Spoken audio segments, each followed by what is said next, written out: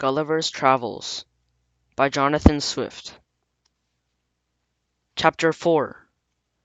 The Country Described. A Proposal for Correcting Modern Maps.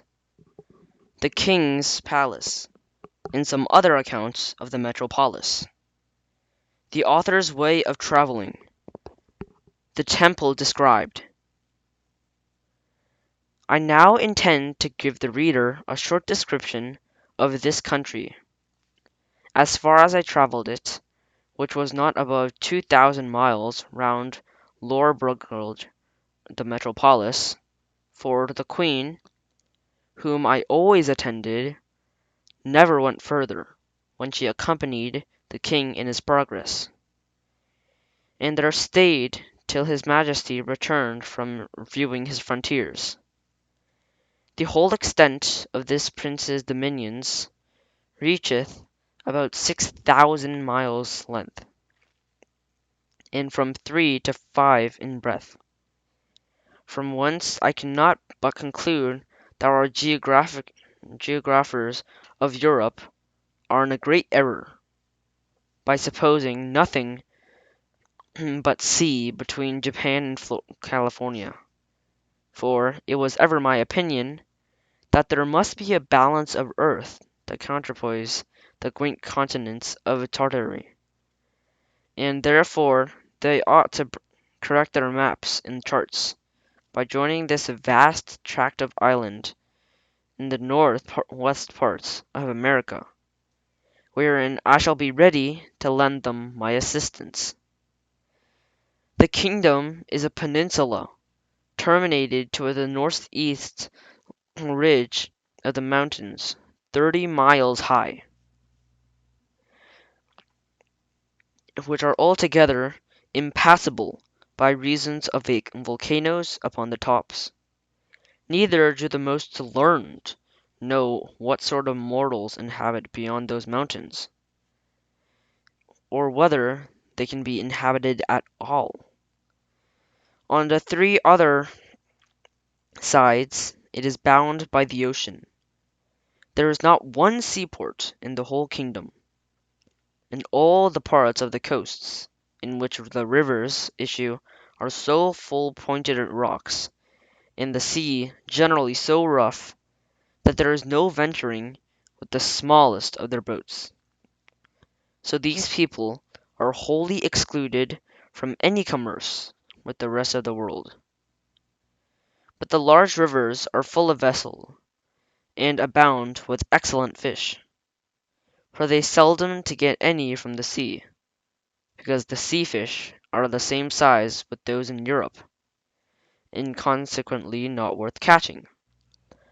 But it is manifest that nature in its production of plants and animals of so extraordinary a bulk, it is wholly confined to this continent, of which I now leave the reasons to determine by philosophers.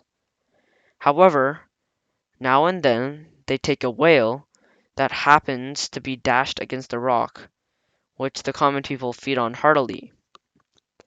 These whales I have known so large that a man could hardly carry one upon his shoulders, that sometimes, for curiosity, they are brought in hampers to Lorbrugge.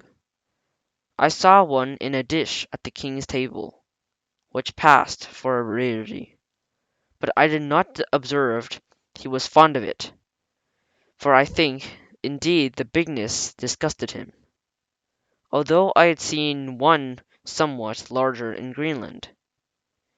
The country is well inhabited, for it contains 51 cities, near 100 walled towns, and a great number of villages.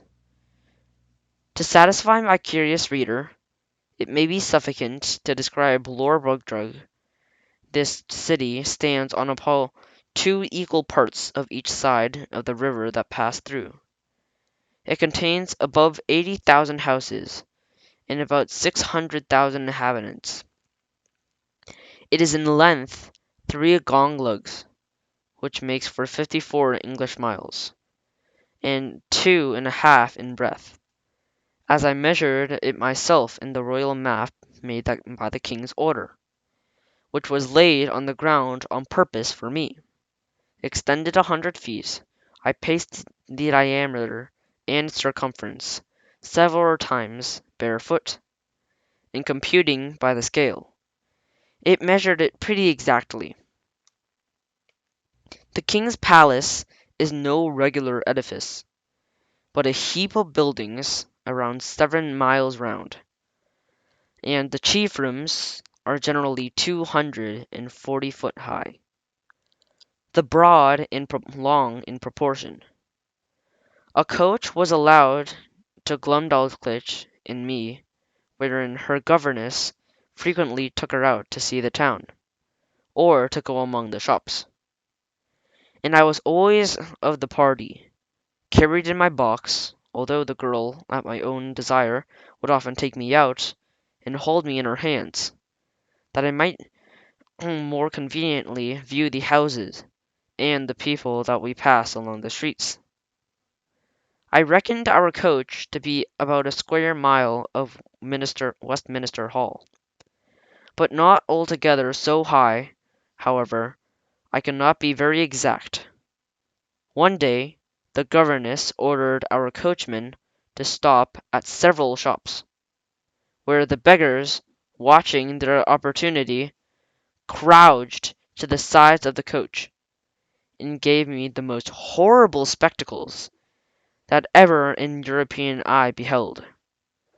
There was a woman with a cancer in her breasts, swelled to a monstrous size, full of holes, in 2 or 3 of which I could have easily crept, covered my whole body. There was a fellow with a wen in his neck, larger than 5 woolpacks, and another with a couple of wooden legs, each about 20 foot high. But the most hateful sight was all the lice crawling on their clothes. I could distinctly see the limbs of the vermins with my naked eye, so much better than those of the European louse, through a microscope, and their snouts, which they rooted like swine. They were the first I have ever beheld, and I should have been curious enough to dissect one of them, if I had the proper instruments, which I unluckily left behind me with me in my ship. Although, indeed, the sight was so nauseous that it perfectly turned my stomach.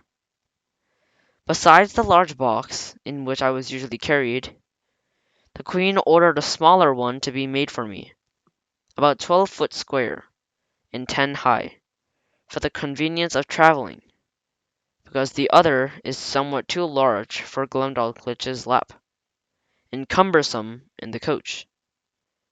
It was made by the same artist, whom I directed in a whole contrivance. This closet was an exact square, and the window in the middle of 3 of the squares. Each window was latticed with an iron wire on the outside, to prevent accidents of a long journey. On the fourth side, which had no window, 2 strong staples were fixed, through which the person that carried me, when I had a mind to be on horseback, put in a leathern belt, buckled around his waist. This was always the office of some grave, trusty servant, in whom I could confide. Whether I attended the king and the queen in their progressors, or were disposed to see the garden, or pay a visit to some great lady, or the minister of the state in the court. When Glumdalclitch happened to be out of order, for soon I began to known and esteemed among the greatest officers, I suppose, more upon account of their Majesty's favour than any merit of my own.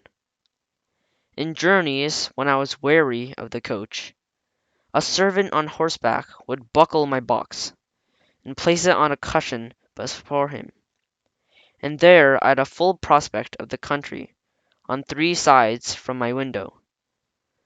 I had in the closet a field bed and a hammock hung from the ceiling, 2 chairs and a table, neatly screwed to the floor, to prevent being tossed by all the agitation from the horse or the coach, and having been long used to sea voyages. Those motions, although sometimes very violent, did not much discompose me. Wherever I had a mind to see the town, it was always in my travelling closet, which Glumdalclitch held in her lap in a kind of open seidan, after the fashion of the country, borne by 4 men, and attended by 2 others in the Queen's livery. The people, who had often heard of me, were very curious to crowd about the seidan, and the girl was complaisant enough to make the bearers stop, and take me in her hand, that I might be more conveniently seen. I was very desirous to see the chief temple, particularly the tower belonging to it, which is reckoned the highest in the kingdom. Accordingly, one day my nurse carried me thither, but I may truly say I came back disappointed, for the height is not above 30,000 foot, in reckoning from the ground of the highest pinnacle top, which, allowing for the difference between size of those people and us in Europe, is no great matter for admiration, nor at all equal in proportion, if I rightly remember, to Salisbury steeple, but not to detract from a nation in which during my life I shall acknowledge myself extremely obliged. It may be allowed that whatever his famous tower wants in height is amply made of in beauty and strength, for the walls are nearly 100 foot up, thick, hewn of hewn stone, whereof each is about 40 foot square, and adorned on all sides with statues of gods and emperors, cut in marble, larger than the life, placed in several niches. I measured a little finger which had fallen down from one of these statues, and laid unperceived of some rubbish, and found it exactly 4 foot, and an inch in length. Glumdalclitch wrapped it up in a handkerchief, and carried it home in her pocket, to keep among other trinkets, of which the girl was very fond, as children at her age usually are.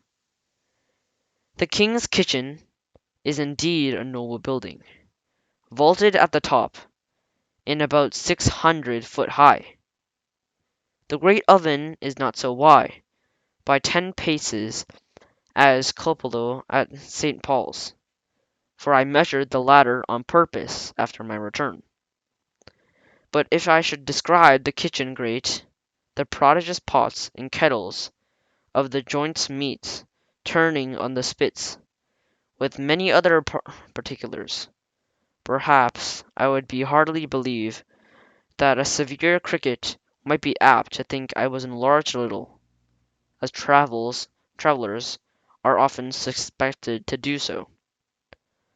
To avoid which censure, I fear I have run too much into the other extreme, and if this treatise was happened to be translated into the language of Brobdingnag, which is the general name of that kingdom, and transmitted thither, the king and his people would have reason to complain that I dumbed them in jury by a false and diminutive representation.